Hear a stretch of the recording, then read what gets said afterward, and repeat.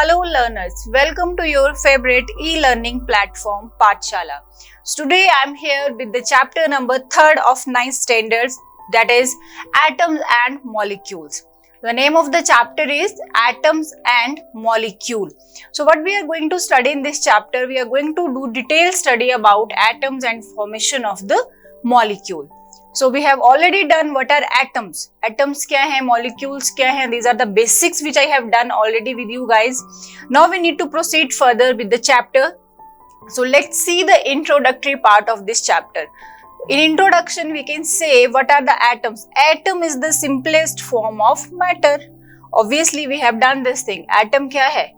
Simplest and smallest form of the matter which cannot be divided into simplest form. किसी further simplest form में या substances में we can't divide this by physical and chemical methods. For example, what I have done previously, let's recap लेते हैं. For example, this is a piece of any element. कोई भी metal, non-metal I am having, कोई element है मेरे पास. This is the piece of an element.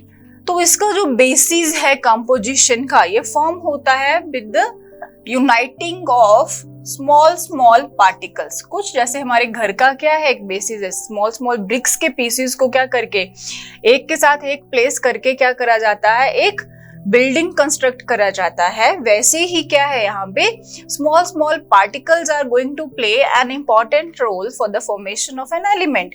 तो ये जो पार्टिकल्स हैं जिनसे मिलके एक एलिमेंट फॉर्म हो रहा है, they are tightly packed. In case of solids these particles are tightly packed. इनके बीच में कोई स्पेसेस नहीं होते. Fine. In case of solids fine. तो हमने ये चीज पढ़ी हुई है. तो हम एलिमेंट की बात कर रहे हैं, बेसिकली हम सॉलिड एलिमेंट की बात कर रहे हैं किसी की भी. फॉर एग्जांपल मेरे पास एक आयरन का मेटल है ये, ठीक है. तो ये पीस ऑफ आयरन है मेरे पास, और आयरन में मैं देख रही हूँ it is composed of small structures. और ये स्मॉल स्ट्रक्चर्स क्या थी, अपने हमने पढ़ लिया था, एटम्स. क्या है ये?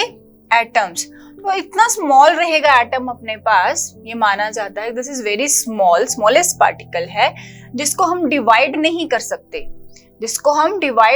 कर सकते, ना किसी भी साइड से नहीं डिवाइड करेंगे by physical and chemical methods. किसी भी फिजिकल और केमिकल मीन से हम इसको क्या नहीं कर सकते, डिवाइड नहीं कर सकते. बिकॉज अगर we are going to divide it is not going to be exist. क्या हो जाएगा, ये एग्जिस्ट नहीं कर पाएगा, अपनी आइडेंटिटी खो देगा, तो एटम नहीं रहेगा. ठीक है.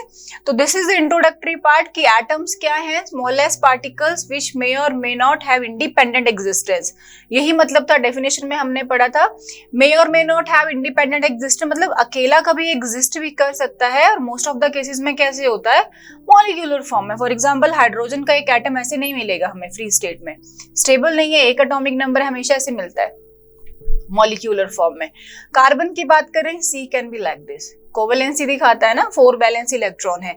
तो क्या केस है ये क्या है, एटम है जो not exist independently, and this is the atom which is existing independently.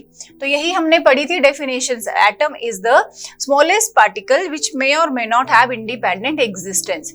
तो ये तो डेफिनेशन था. अब इंट्रोडक्टरी पार्ट में आपको क्या बताया जा रहा है कि स्मॉलेस्ट पार्ट है किसी भी मैटर का, और मैटर के अपने पास एलिमेंट है ना, या कोई अपने कंपाउंड्स हैं. तो किसी भी पार्टिकल का, किसी भी मैटर का स्मॉलेस्ट पार्टिकल है, एक पार्ट है जिसको हम फर्दर डिवाइड नहीं कर पाएंगे by the physical and chemical means.